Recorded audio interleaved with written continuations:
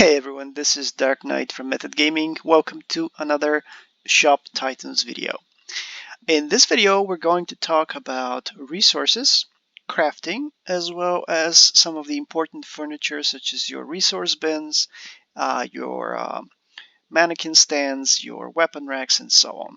And of course, as well as the counter. And how they all tie together into, into what it is basically that you want to know about crafting. Okay, so firstly we have the resources. You can take a look at them down here. By the way, this is just a quick tip for Steam users. You don't have that in on your phone if you're playing on your phone or a tablet, I think. But if you're playing through Steam, you can actually hide and unhide your resources. So if you like to see them fill up and just how much you have of each, you can put them up like this. But of course, every single time that you go to actually craft something, you're still going to be able to see them. So if you don't like the clutter, just hide them. I just like to see them. All right, so let's get started. Like I said, these are the basic resources here. You've got iron, wood, leather, and herbs. These that you see here are basically the more advanced versions of these same resources. So you've got steel, which is kind of like the advanced version of iron. You've got, I think it was ironwood, then fabrics, and I think that this was oil. So you also have two more resources, by the way, at least that I've seen. However, I have not found any items that require them yet. So I actually had a couple of bins up for those resources, but I realized that they're really doing nothing. So I just put them in storage and I put some of those advanced resources up there so that I have access to more of those. And as you can see, I'm currently upgrading them.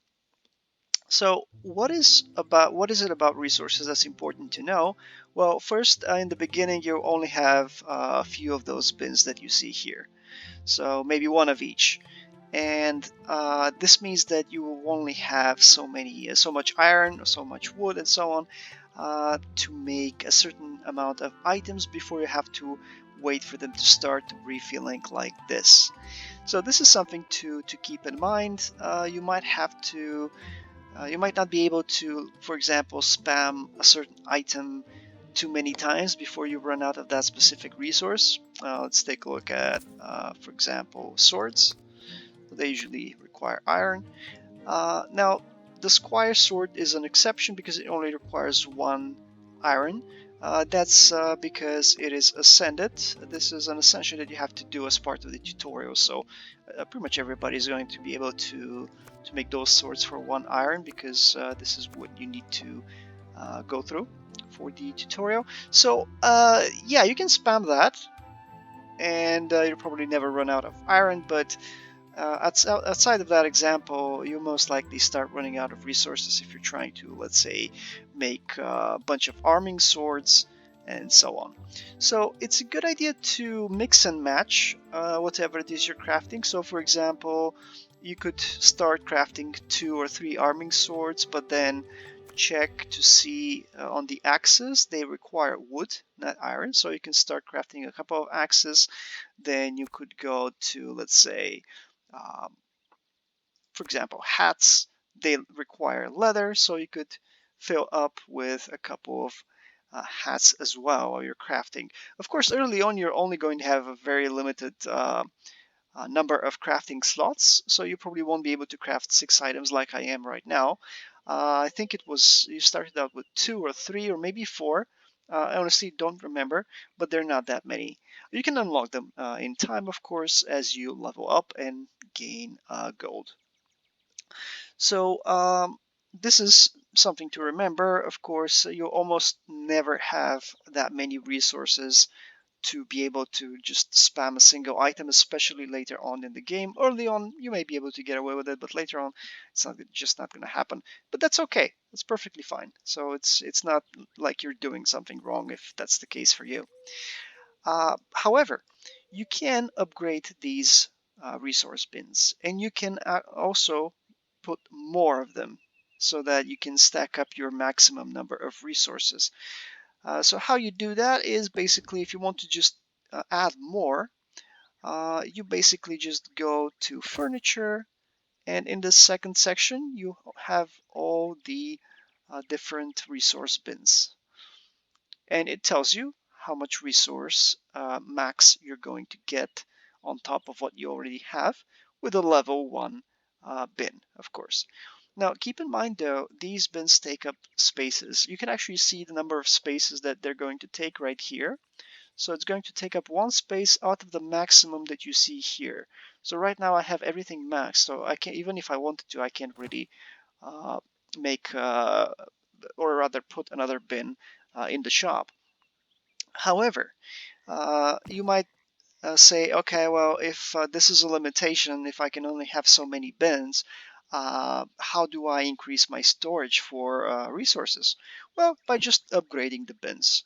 Basically, you can see that the storage capacity increases by a little bit for every upgrade. So that is something to consider as well. Now, you may notice that we talked about bins, and they kind of look like this when you first put them in your store. Level 1, smaller bins, but at level 6 here, you can see that the bin gets larger. And at level 11, which I think is the max, but I'm not sure, it gets even larger. What does that mean? Well, it just means that it takes up more space in your shop. However, it will not take up more space here. So even though the bin might take up 4 spaces, might be this big, as big as these two bins put together, it's only still going to take up one of those slots. So this is something that is in your favor, because after all, you will probably be able to find enough space for these bins as they get bigger, but it will be difficult to get more of those slots that you just saw. So you can increase your capacity. Bottom line, you can increase your capacity in two ways. You can upgrade your existing bins, or if you have the spots available, you can increase their number to increase that capacity. So let's take a look at the crafting window. If you've seen my overview of the game in my previous video, I kind of showed you that basically items are split into different tiers. Let's take a look at swords again. So we have the tiers right here, so you can see what sort of progress you've made on that particular type of item. So you've got a squire sword, or tier 1, and so on. And as you can see, they take up more and more resources as you go up the tiers, various resources and so on. So for 1 and 2 you only need the iron, but next you get cones, which you are basically, you can get them from quests.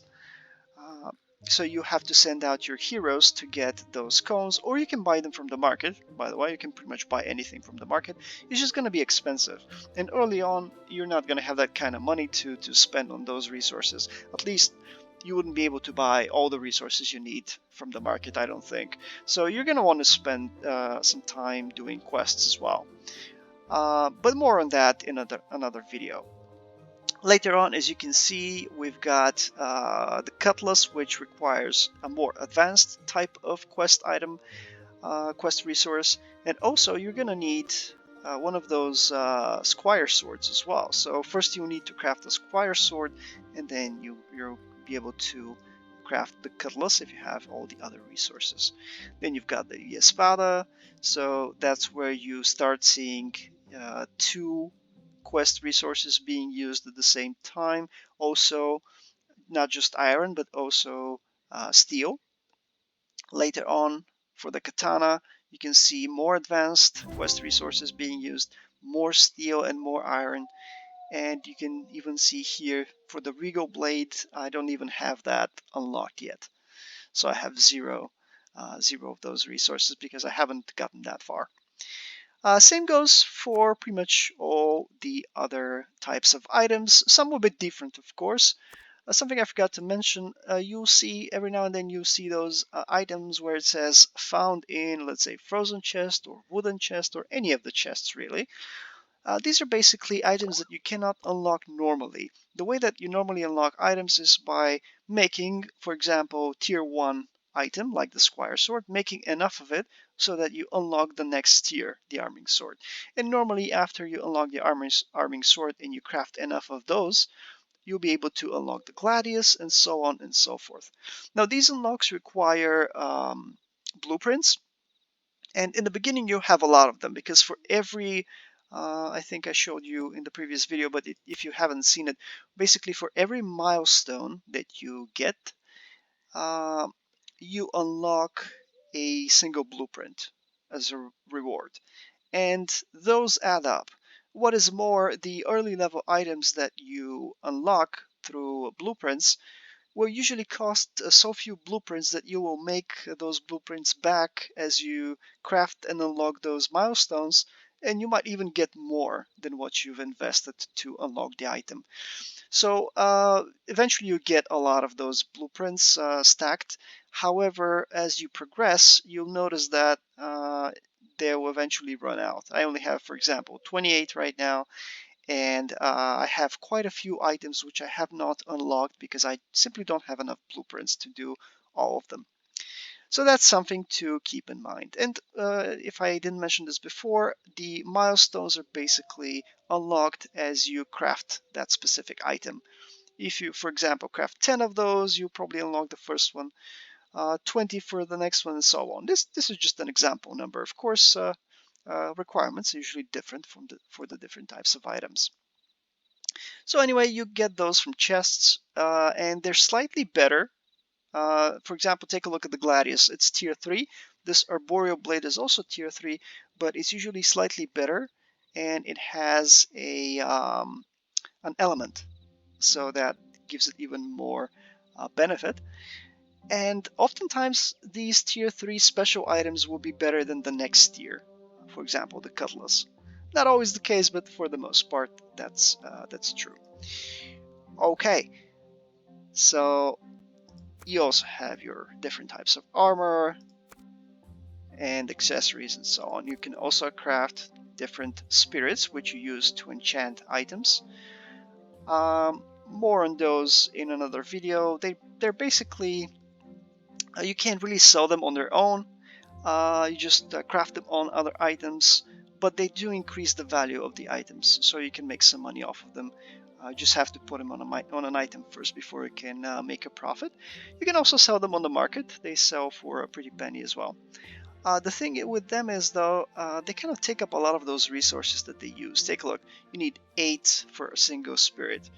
7, 8, 5, 5. So they're kind of expensive, but once you get to the point where these lower level, well, for you they might not be lower level, you might not have unlocked them yet, but for me these resources are starting to become lower level, so it's going to be much easier for me to start crafting those spirits and not worry about running out of resources. Alright,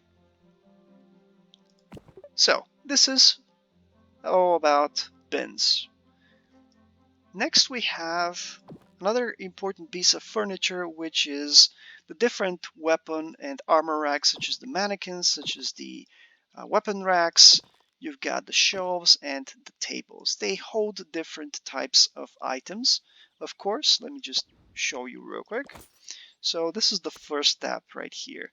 You can see what types of items go to the vertical rack, to the table, the shelves, and the mannequin.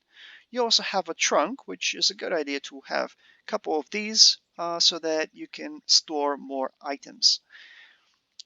Alright, so what is the use of these? Well, it's obvious. You need those to be able to put your items on them so that your customers can browse around your shop and just find something they like and attempt to buy it from you. So first off, you start out with, let's take the mannequin. You start out with just one mannequin. So you can have one helm or hat or whatever, one piece of armor, and 2 gloves or 2 boots, or a glove and a boot, doesn't matter. So it doesn't actually hold that much, but as you upgrade it, it's going to become double, and then finally at level 11 it's going to be triple. So again, much like the resource bins, even though it becomes larger in actual space taking up in your shop, it doesn't actually take up those slots that we talked about earlier. So this is a benefit again for you. You can have more items on display without actually having to have more mannequins. So basically, this one is kind of like having 3 mannequins.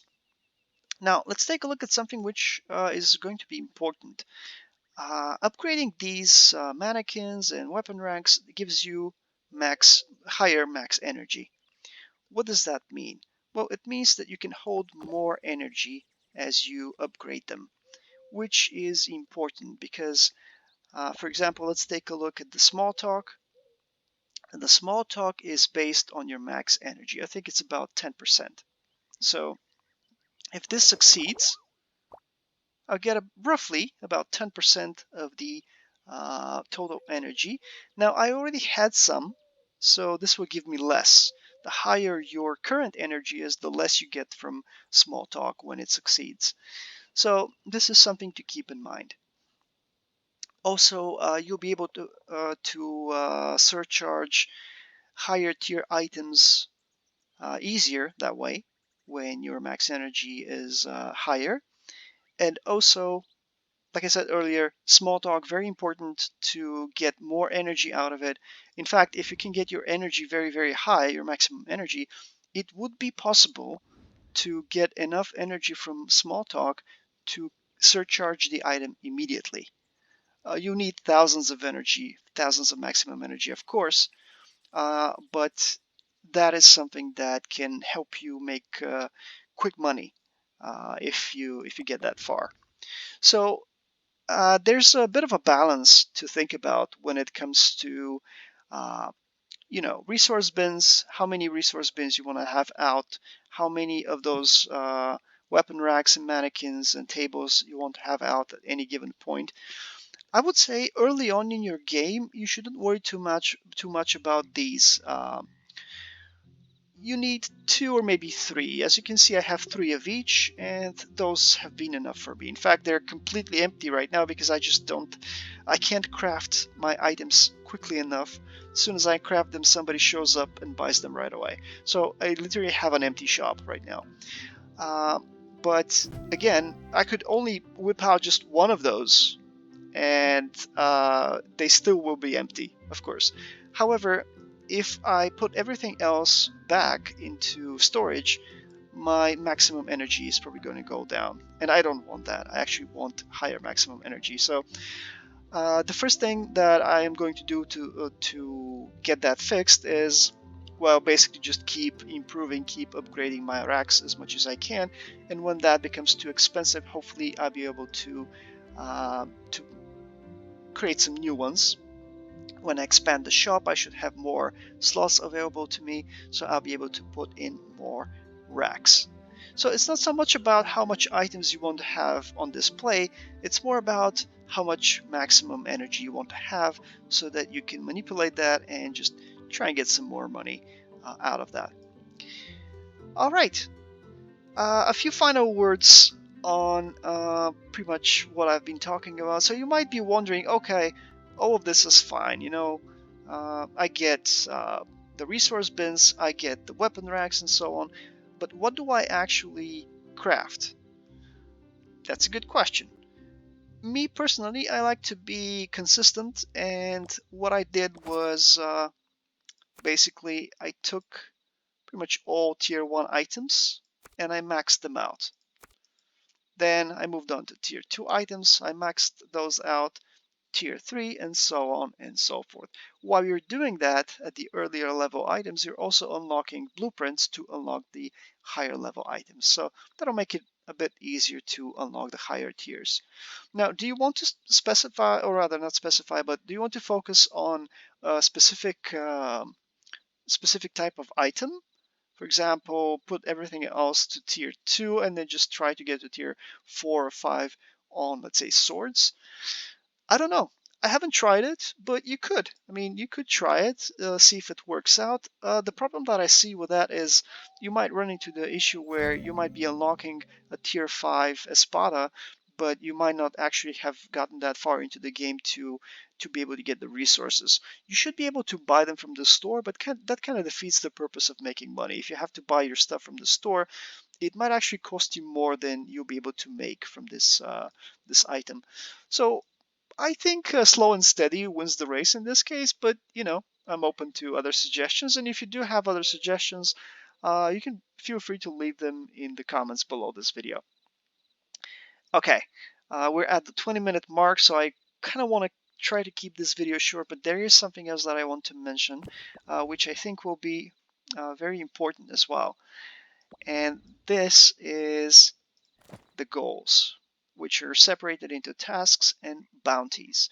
I mentioned this in my overview video before, but let's just go through it real quick just to make sure that you have seen it and understand what's going on. So the bounties are something that you do with your guild. Everybody contributes to the bounties, and you can unlock rewards based on the amount of bounties you have completed.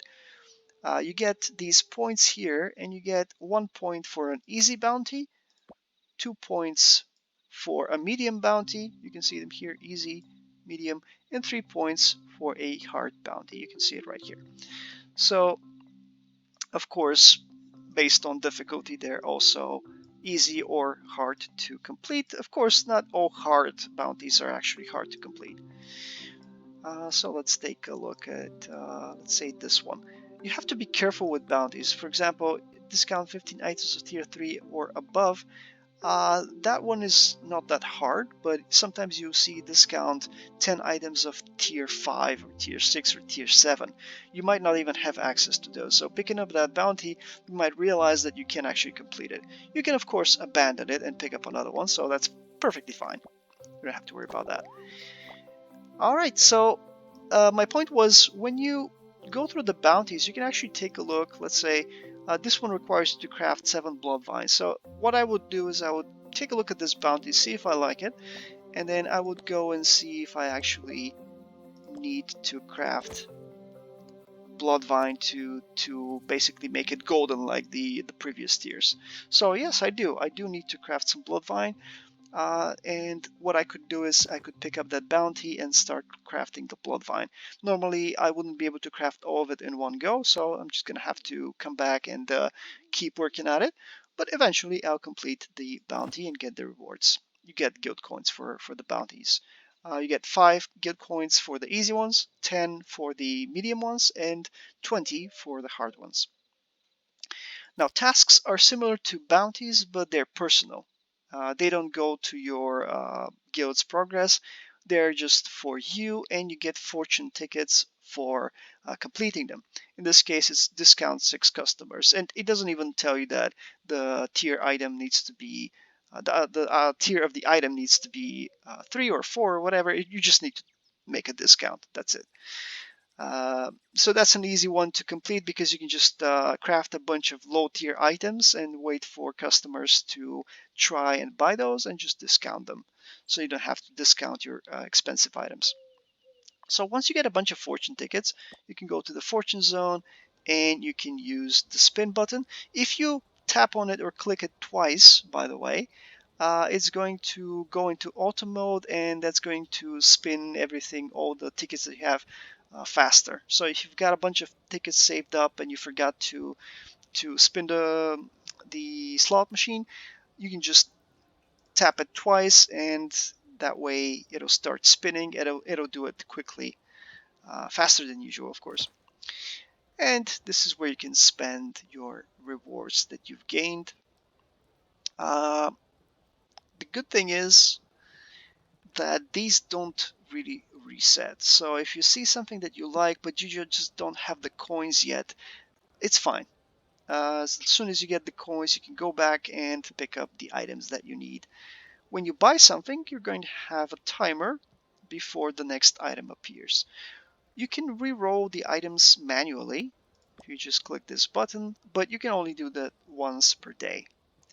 So you do have a reset, but you choose whether you want to use it or not. So it's not like it resets every day and you see something that you really like, but you don't have the coins and it's gone on the next day. No, you don't have to worry about that. All right. And it's really, I know it's a long video, but this last one is a bonus that I wanted to mention. So for upgrades, I wanted to mention something which is going to be important. When you upgrade an item, it's going to show you how long it's going to take. 10 hours is a lot of time, so you're thinking, wow, okay, that's too much. But actually, you can bring this time down by quite a lot. For example, if you hit the upgrade button, it is going to give you an option to ask your guildies for help. But if you want to be uh, as efficient as possible before asking for help, you should go to this upgrade button, and this only shows up on phones, on mobile devices. Instead of just finish now, there's also going to be another button that will shave off some time, usually 10% of the total time, if you watch an ad, and you can do that up to 3 times. Now the thing here is these 10% that you can shave off by watching an ad is actually based on the current time. So right now it's going to be 10 hours. So that would mean I would be able to shave off 1 hour if I watch the first video. But after that, after I do that, the remaining time is going to be 9 hours. So the next video is going to shave off less than an hour, unlike the previous one, because it's going to be based on the total time that I have running right now, not the total time that it normally takes to upgrade the item. So for example, if I only have 1 hour left, and that's when I choose to watch my videos, to complete it faster, it's only going to give me a few minutes for each video and not hours. So that's something to keep a note about. And what I do is I usually watch the videos, but I do that on my mobile device. I can do it right now. I usually watch the videos so I can shave off the most time. So it's going to be a little less than 3 hours by watching 3 videos for that particular upgrade. And then I'm going to hit the request help from guildies button, because basically if you hit that button, they'll be able to help you out through here. And whenever somebody helps you, they shave off another 10%, but this 10% is actually based on the total time of the upgrade. So in this case, it's going to be 10 hours. So every single time that a guildie helps you, it's going to shave off 1 hour, regardless of how much time you have left. So that's 5 hours, right? Basically, guildies can only help you 5 times. So they can reduce about 50% of the total time that is needed for this particular upgrade. So let's do the math. You shave off about 3 hours, less than that actually, from watching ads at the beginning.